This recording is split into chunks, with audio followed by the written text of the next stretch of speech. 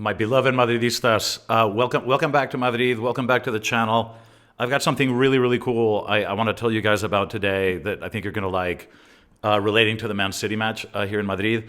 Listen, for those of you that are new to the channel, I own 4 abonos at the Santiago Bernabeu, which are basically lifetime debentures. They're good for every match, every competition, basically for the rest of my life.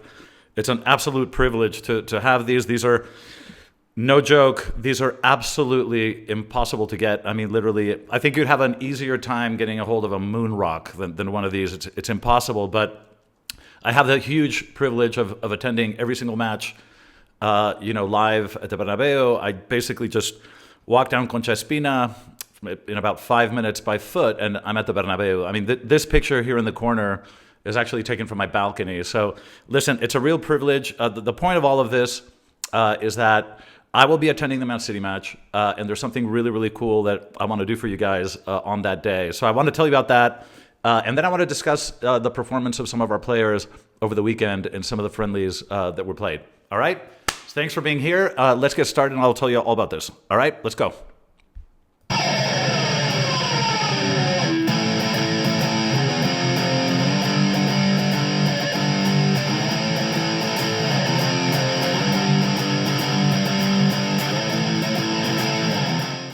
All right, welcome back, Madridistas. Listen, before we get started, just one thing I want to say to my Russian subscribers, and there's quite a few of you actually. I just wanted to say, listen, condolences, and our hearts and our prayers are with you. What a horrible thing that happened in Moscow, and just know that you're a Madridista family. We all support you guys, and we're sending you all of our love and prayers. Okay, all right, now let's get started. So. Again, these 4 abonos that I have, these 4 seats at the Bernabeu, which I often joke with my sons that it is our most valuable earthly possession. It is literally, you can take everything else, but not that. As far as I'm concerned, they're worth more than the Hope Diamond. It's an incredible luxury. But so I'm going to be going to the Man City match, and there's one thing that I don't know if you guys are aware of. There's a tradition in Madrid that about 2 hours before the match, when the bus of Real Madrid comes bringing the players, on very, very big European nights, it is incredible. Basically, there's a street called Sagrado Corazones where the bus kind of turns, and the crowd that assembles in that area to cheer the team on, it's one of the most electric, insane things that you'll ever experience in your life. I mean, it gives you goosebumps. It's unbelievable. So what I want to do the day of the match is I'm going to try to live stream all of that on the channel for you guys, okay? So I'll go down with my phone. I hope the cellular network will hold, but I'm going to try to live stream it because I want you guys to see it, because it's one of the most extraordinary things you can experience. And look, part of the point of this channel is to give you guys a taste, right, of being in Madrid. I want you guys to feel like you're here with me and going to the matches and living it and breathing it. So it's something that I'm really excited to do. I think you guys are going to love it. And I'll remind you a day or two, prior to the match, just to remind you that live stream will be taking place on my channel. But I think it's going to be really, really fun. So I was excited to tell you guys about that. Okay, moving on, I just want to talk briefly about some of our players and how they performed. I don't know if you guys managed to see the England-Brazil and the France-Germany. So I'll just, I watched both. I just want to give you just my thoughts very quickly on how our boys did. Okay, let's start with France, Germany. Tchouaméni and Camavinga. I think Tchouaméni had a really, really solid game. Actually, he was, very, very resounding, strong in the air, tackled very well. His ball distribution was really, really good. I think it was 94% passing accuracy, but I think he played the ball out very, very well. I think he had a very solid game. Camavinga, who was playing sort of side by side a little bit further forward, I think also had a very, very good game. He had a sort of typical high intensity, pressing a lot, stole a lot of balls. I think in the first 30 minutes, he really was very, very high energy. I think after that, they kind of dosified themselves a little bit. I think the intensity level dropped, but I think Camavinga had a really solid game as well. Now, Kylian did not have his day, okay? Now, let me just say, I thought France was actually quite poor. Considering, if you think about the French national side, it's incredible. I mean, man for man, The amount of talent on that team is incredible. But they just didn't play particularly well. I found them a bit disjointed. I thought that they were, the lines were quite far apart. Kylian didn't have a particularly good day, but I think it's because he didn't get any kind of service. He was always in a 1 versus 3 or 4 type situation, so he lost a lot of balls. So he didn't really have his day, but I think it had more to do with the French team's performance in general rather than Kylian himself. But of course, every time he gets the ball, you always have the sensation that something dangerous could happen because you can just see the skill on this guy. But anyway, it wasn't Kylian's day. Now on the German side, Toni Kroos, I thought Kroos was spectacular. Okay, he comes back to the national team after 2 years where he sort of dropped, but he now returned, played a fantastic game. I mean, it was classic Kroos, beautiful ball distribution, incredibly intelligent.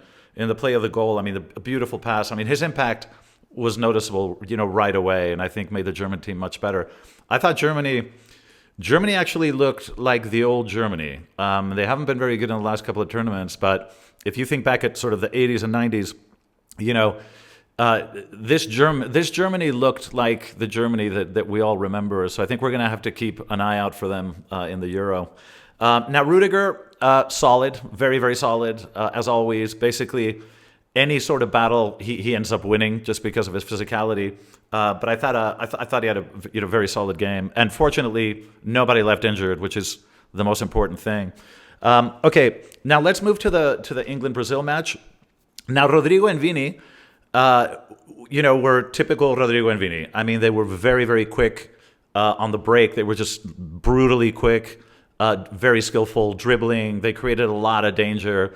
Unfortunately, the last shot just wasn't there for them. So it was, they had very, very good chances, which they both missed. But I think in terms of play, Brazil impressed me quite a bit. I thought they were very, very quick, and they handled England's physicality very, very well. I thought Brazil was pretty impressive. So Vini Rodrigo, I think, did really well, played very well. The only thing missing was the finishing. We have to mention Enric, who came in with about 20 minutes left, I think, 20 or 25 minutes. We're all excited to see this kid. He's, phenomenal, and we're incredibly excited that he's coming. And he scored a goal. So, we didn't get to see that much in terms of play, but his job is to score goals, and he did. So I think it's exciting. I think on the counter, he looked really, really good with, with Rodrigo and Vini to the sides. This is going to be a very exciting player. So very happy about Enric. Now on the English side, obviously we got to talk about Jude. Jude had, the Brazilians fouled him a lot. I mean, he was constantly being fouled, so it was very hard to, he didn't really get into flow. He run into a lot of opposition. England as well, I thought, was very poor. I mean, considering the quality that they have, because they have incredible quality, I thought that they played a really poor match. So Jude, it felt to me like he was just kind of trying to do everything on his own. He's any sort of danger on the English side came from Jude, and he did have a couple of plays where he just showed this exquisite skill with the left and the right. I mean, this guy has such a beautiful touch with both feet and such wonderful balance. He's just a magnificent player. I mean, this guy's going to mark a generation. Anyway, so those are my thoughts on that match. And then finally, let's talk about Arda Güler, because Turkey played Hungary. And Arda came on, I think there were about 30 minutes left, but he was very good. I thought he was very good. He participated in all aspects of play. Didn't score, although he had a beautiful curler that the goalkeeper saved. But, there were a couple of really brilliant runs where he sort of spins, and you can really get a feeling for his technique. I mean, this is a kid that has a fantastic left foot, and he has beautiful technique. He's incredibly good on the ball. So I thought Arda, was wonderful. We're all so hungry to see minutes. We are all so hungry to see this guy play. So it was quite cool that we got at least 30 minutes. So anyway, listen, those are my thoughts on how our boys did over the weekend. Very excited to do this, this live broadcast from the Sagrado Corazones when the bus comes for the Man City match, and I will remind you of that, but it's going to be amazing. So I hope you guys enjoy it. But that's it for today. Thanks for listening, and I'll see you guys in the next video. And as always, a la Madrid.